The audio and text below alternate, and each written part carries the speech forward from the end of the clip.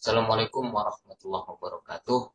Salam sejahtera untuk kita semua. Semoga kita semua diberikan kesehatan dan keafiatan serta diberikan kemudahan dan kelancaran oleh Allah Subhanahu wa taala dalam menjalankan segala aktivitas kesehariannya. Sebelum saya lanjut untuk mempresentasikan proposal tesis saya pada seminar proposal kali ini, terlebih dahulu saya ingin mengucapkan terima kasih kepada khususnya dosen pembimbing saya yang pertama, Bapak Prof. Dr. Gatot Nazir Ahmad MSI, dan khusus untuk Ibu dosen Profesor Dr. Umi Widyastuti, SE, ME. Saya mengucapkan terima kasih banyak karena dalam proses penyusunan proposal tesis ini saya banyak dibantu dan dibimbing hingga saya bisa berada di titik ini untuk mempresentasikan proposal tesis saya dalam seminar kali ini. Pertama-tama, saya ingin menjelaskan sedikit mengenai latar belakang penelitian saya. Kelahiran corporate governance tidak bisa dilepaskan dari sejumlah peristiwa besar yang menyedot perhatian publik yang menerpa perusahaan-perusahaan besar seperti Enron, WorldCom, Pico, London dan Commonwealth, Polytech, Maxwell, dan lainnya. Adanya skandal yang menyebabkan runtuhnya berbagai perusahaan tersebut akibat dari penerapan strategi yang salah, serta adanya praktek curang yang dilakukan oleh pihak manajemen tanpa adanya pengawasan ketat yang dilakukan oleh pihak independen di dalam perusahaan tersebut. Munculnya permasalahan ini tentunya membangkitkan kesadaran bagi para peneliti dan praktisi bisnis khususnya untuk memberikan perhatian besar bagaimana membenahi serta menerapkan sistem tata kelola perusahaan yang baik agar korporasi dapat terhindar dari kebangkrutan. Beberapa penelitian terdahulu telah mengidentifikasi bahwa keragaman direksi diduga mampu memberikan dampak yang positif bagi perusahaan. Ramdhania, Yulia, dan Leon tahun 2020, penelitian mereka mengungkapkan bahwa akan timbul banyak konflik semakin besar keragaman gender di jajaran dewan direksi. Namun di sisi lain, keragaman juga memiliki dampak positif yang dapat memberikan sumbangsih akan alternatif penyelesaian terhadap sebuah masalah jika dibandingkan dengan anggota dewan yang homogen. Beberapa bukti empiris mengenai hubungan diversitas gender dengan nilai perusahaan masih menunjukkan hasil yang beragam. Hasil penelitian Astuti tahun 2017 menunjukkan bahwa proporsi wanita dalam jajaran dewan direksi tidak berpengaruh positif terhadap nilai perusahaan. Selanjutnya, hasil penelitian Rismawati pada tahun 2019 mengungkapkan bahwa diversitas gender anggota dewan direksi berpengaruh negatif dan tidak signifikan terhadap nilai perusahaan keluarga. Selanjutnya, penelitian Pramesti dan Nita di tahun 2002 menunjukkan bahwa diversitas gender berpengaruh terhadap nilai perusahaan. Penelitian Saputra pada tahun 2019 menunjukkan bahwa dewan direksi wanita tidak berpengaruh terhadap nilai perusahaan. Serta yang terakhir adalah hasil penelitian CESA tahun 2021 menunjukkan bahwa gender diversity secara langsung tidak berpengaruh terhadap nilai perusahaan.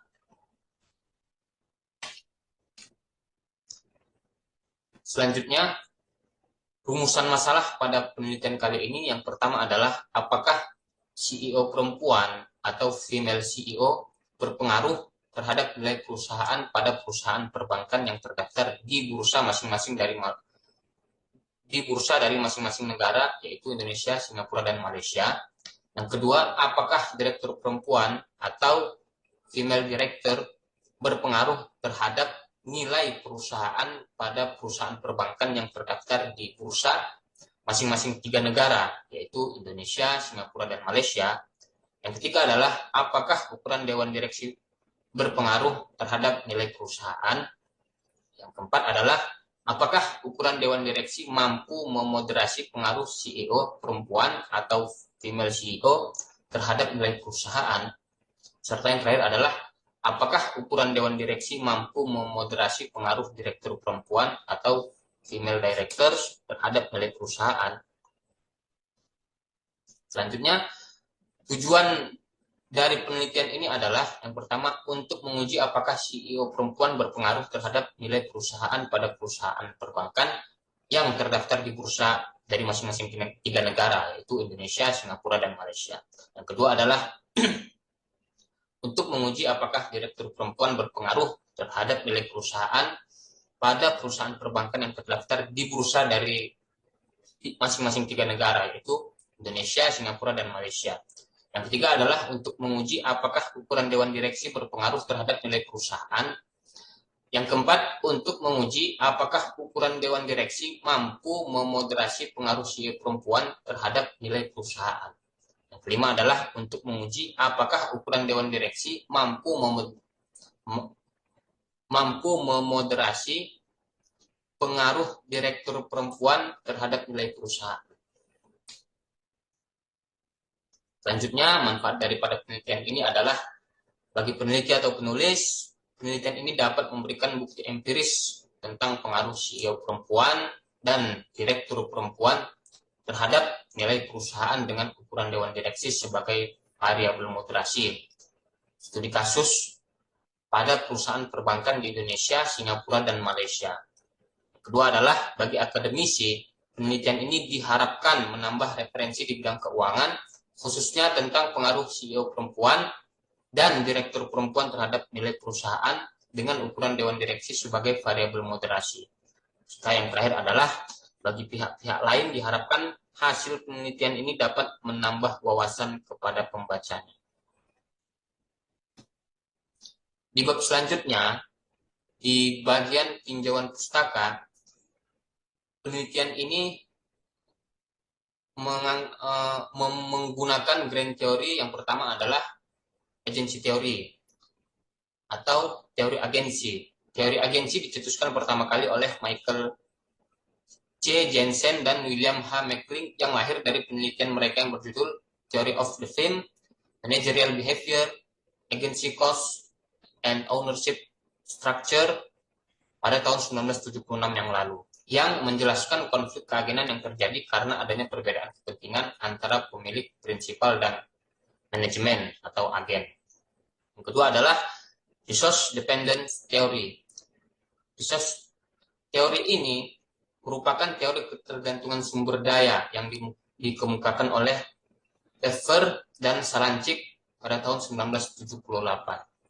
Teori ketergantungan sumber daya yang dikemukakan oleh Pfeffer dan Salancik menyatakan bahwa agar perusahaan dapat survive, maka perusahaan harus memperoleh resource. Perusahaan bergantung secara eksternal terhadap sumber daya. Agar perusahaan dapat terus berjalan, maka memperoleh sumber daya. Selanjutnya adalah identity theory atau teori identitas. Menurut Sheldon Striker, identitas adalah adanya hubungan yang saling mempengaruhi antara individu dengan struktur sosial yang lebih besar, yaitu masyarakat. Castells mengungkapkan bahwa identitas tidak hanya tentang bagaimana individu mengidentifikasi dirinya sendiri, tapi juga bagaimana kelompok dominan memberikan klaim dan menginternalisasi seseorang atau kelompok tertentu yang dilekatkan pada ciri-ciri dan stereotip yang dilekatkan pada mereka. Selanjutnya adalah Good Corporate Governance atau GCG. Good Corporate Governance atau GCG adalah sistem yang dapat mengatur hubungan antara peran Dewan Komisaris, peran direksi, pemegang saham, dan pemangku kepentingan lainnya.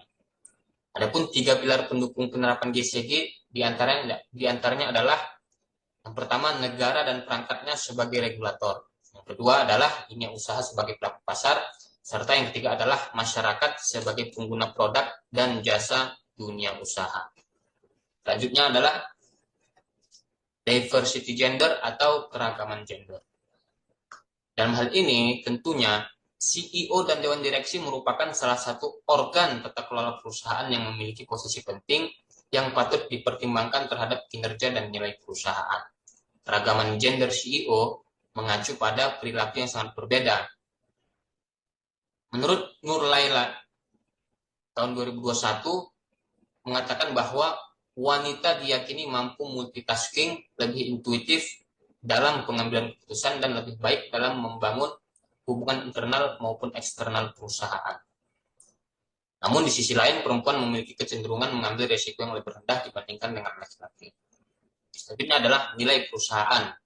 Nilai perusahaan adalah kinerja perusahaan yang dicerminkan oleh harga saham yang dibentuk oleh permintaan dan penawaran pasar modal yang merefleksikan penilaian masyarakat terhadap kinerja perusahaan. Selanjutnya ada ukuran perusahaan. Ukuran perusahaan merupakan gambaran mengenai besar kecilnya suatu perusahaan. Perusahaan besar pada umumnya memiliki jumlah aktiva yang besar sehingga dapat menarik investor untuk melakukan investasi pada perusahaan tersebut. Ukuran perusahaan dibedakan menjadi 3 kategori, yaitu perusahaan skala besar, perusahaan skala menengah, dan perusahaan skala kecil. Semakin besar ukuran atau skala perusahaan, maka akan semakin mudah bagi perusahaan dalam memperoleh sumber pendanaan. Selanjutnya adalah profitabilitas. Profitabilitas adalah suatu kemampuan suatu perusahaan dalam menghasilkan keuntungan atau laba dalam kurun waktu tertentu. Sedangkan leverage adalah utang yang digunakan oleh perusahaan untuk membiayai asetnya dalam rangka menjalankan aktivitas operasionalnya.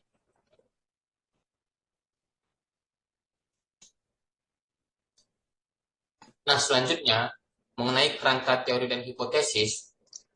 Di sini saya ingin menjelaskan bahwa hipotesis yang dibangun pada penelitian ini terdapat 5 hipotesis. Yang pertama adalah direktur perempuan pada jajaran direksi berpengaruh terhadap nilai perusahaan.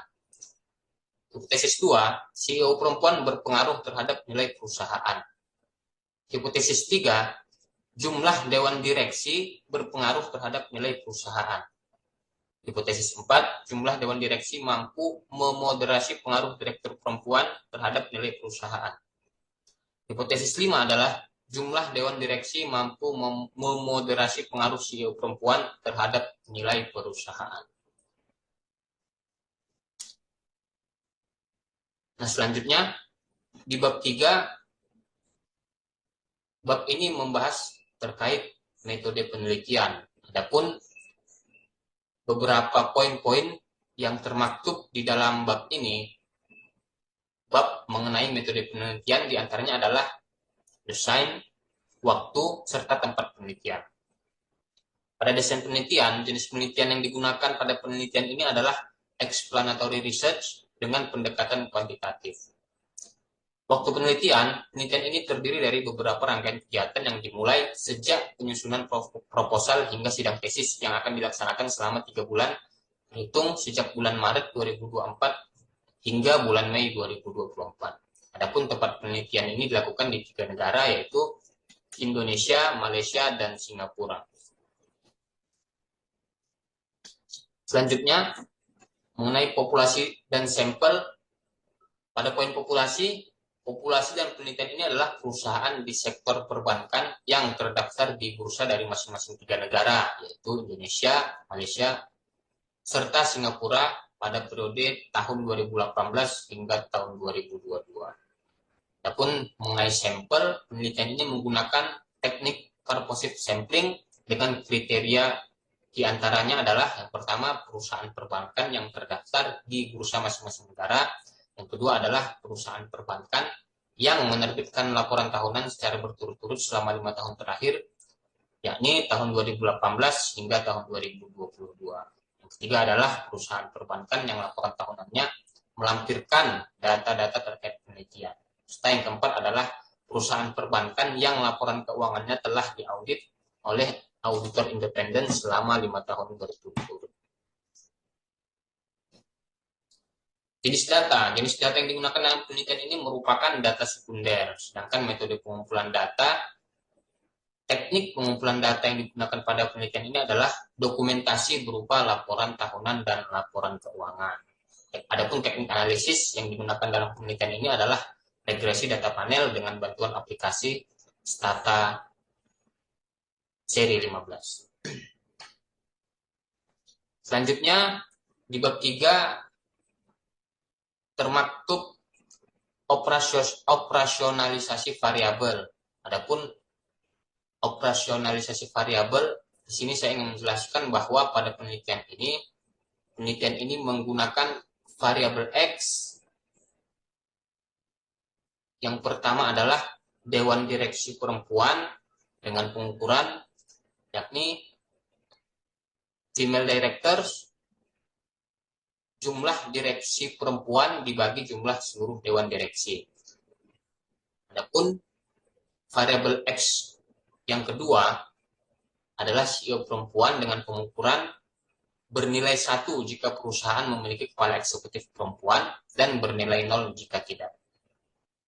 Adapun variabel Y menggunakan Tobin Skew, yakni pengukurannya MVA ditambah dibagi total aset. Sedangkan pada variabel moderasi, penelitian ini menggunakan ukuran dewan direksi. Nah, pada pengukuran bisa kita lihat both size, yakni jumlah anggota dewan perusahaan, jumlah anggota dewan direksi dalam suatu perusahaan. Adapun variabel kontrol yang digunakan pada penelitian kali ini ada 3. Yang pertama adalah ukuran perusahaan dengan pengukuran aturan log sama dengan total aset. Yang kedua adalah profitabilitas dengan pengukuran return on asset sama dengan laba setelah pajak dibagi total aset dikali 100%. Dan yang terakhir adalah leverage dengan pengukuran debt to equity ratio dengan pengukuran total utang dibagi ekuitas. Selanjutnya, pada bab 4, bab ini membahas terkait hasil penelitian. Sampel dalam penelitian ini dapat dilihat pada tabel sebagai berikut. Negara Indonesia memiliki 42 sampel, Singapura memiliki 4 sampel, sedangkan Malaysia memiliki 10 sampel dengan total keseluruhan sampel 56. Pada uji Chow, hasil pada tabel di atas menunjukkan probability dari cross-section chi-square sebesar 0,0000 atau lebih kecil daripada 0,05. Berdasarkan kriteria keputusan, maka pada model ini menggunakan model FEM, karena pada uji Chow yang dipilih menggunakan model FEM, maka perlu melakukan uji Hostman dan dilakukan pengujian lanjutan dengan uji Lagrange Multiplier Test atau LM Test untuk menentukan model CHEM atau REM jika pada uji Hostman hasil terpilih adalah model REM. Pada uji Hostman, hasil pada tabel di atas menunjukkan probability dari cross-section random sebesar 0,0000 atau lebih kecil dari 0,05. Maka sesuai kriteria keputusan, maka pada model ini menggunakan model FEM, karena dari kedua uji tersebut, hasil estimasi menunjukkan bahwa model FEM adalah yang terbaik. Maka dalam penelitian ini, model yang digunakan adalah Fixed Effect Model atau FEM tanpa perlu melakukan uji LM. Selanjutnya, uji multikolinearitas. Seluruh nilai korelasi antar variabel independen 0, lebih kecil daripada 0,80. Berdasarkan tabel di samping, maka data dalam penelitian ini tidak terdapat gejala multikolinearitas. Sedangkan pada uji heteroskedastisitas, berdasarkan pengujian di samping dapat dilihat bahwa data panel bersifat homoskedastisitas, yang berarti tidak ada gejala heteroskedastisitas. Sedangkan uji koefisien determinasi, berdasarkan tabel di samping dapat kita lihat bahwa nilai R square 0,0054 atau sekitar 0,54%. Pengaruh variabel independen terhadap variabel dependen. Selanjutnya, regresi data panel keberadaan direktur dan CEO perempuan.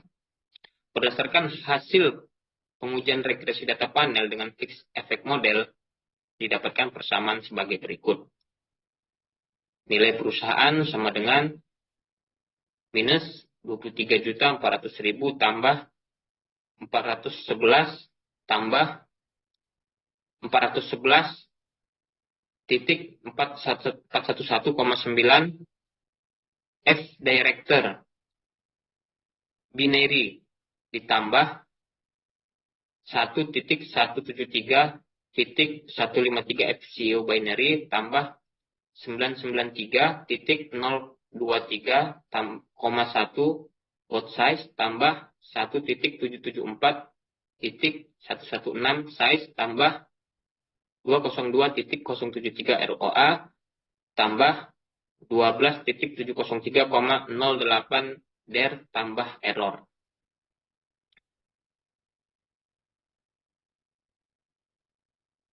Selanjutnya, berdasarkan hasil pengujian regresi data panel dengan fixed effect model, didapatkan persamaan sebagai berikut. Fin value sama dengan min 21.700.000 dikurang 26.700.000 F direct ratio ditambah 32.600.000 FCO ratio tambah 1.314.988 lot size tambah 1.752 tambah 727 size tambah 272.473,6 ROA tambah 13.294,88 der tambah error. Pada uji robustness, uji ketahanan proksi keberadaan direktur dan CEO perempuan. Berdasarkan hasil pengujian regresi data panel dengan model FEM terhadap fin value yang diproksikan dengan Tobin-Skew, terlihat bahwa keberadaan direktur dan CEO perempuan tidak berpengaruh signifikan terhadap nilai perusahaan. Sedangkan pengujian regresi data panel dengan model FEM terhadap fin value yang diproksikan dengan PBV juga terlihat bahwa keberadaan direktur dan CEO perempuan tidak berpengaruh signifikan terhadap nilai perusahaan. Sehingga pada penelitian ini menunjukkan bahwa pengaruh variabel independen terhadap variabel dependen tetap konsisten ketika dihitung dengan menggunakan pendekatan yang berbeda. Selanjutnya, pada uji robustness, uji ketahanan proksi rasio direktur dan CEO perempuan. Berdasarkan hasil pengujian regresi data panel dengan model FEM terhadap fin value yang diproksikan dengan Tobin-Skew, terlihat bahwa rasio direktur dan CEO perempuan tidak berpengaruh signifikan terhadap nilai perusahaan. Sedangkan pengujian regresi data panel dengan model FEM terhadap fin value yang diproksikan dengan PBV juga terlihat bahwa rasio direktur dan CEO perempuan tidak berpengaruh signifikan terhadap nilai perusahaan. Sehingga pada penelitian ini menunjukkan bahwa pengaruh variabel independen terhadap variabel dependen tetap konsisten ketika dihitung dengan menggunakan pendekatan yang berbeda. Selanjutnya, uji hipotesis parsial. Berdasarkan analisis regresi data panel yang telah dilakukan, maka pembuktian hipotesis dapat disimpulkan sebagai berikut. Hipotesis pertama, variabel FD atau female director tidak memiliki pengaruh yang signifikan terhadap nilai perusahaan. Berdasarkan uji analisis parsial atau uji T pada keberadaan direktur perempuan, didapatkan nilai probabilitas T statistik sebesar 0,977 yang berarti lebih besar dari nilai alfa sama dengan 5% atau 0,05.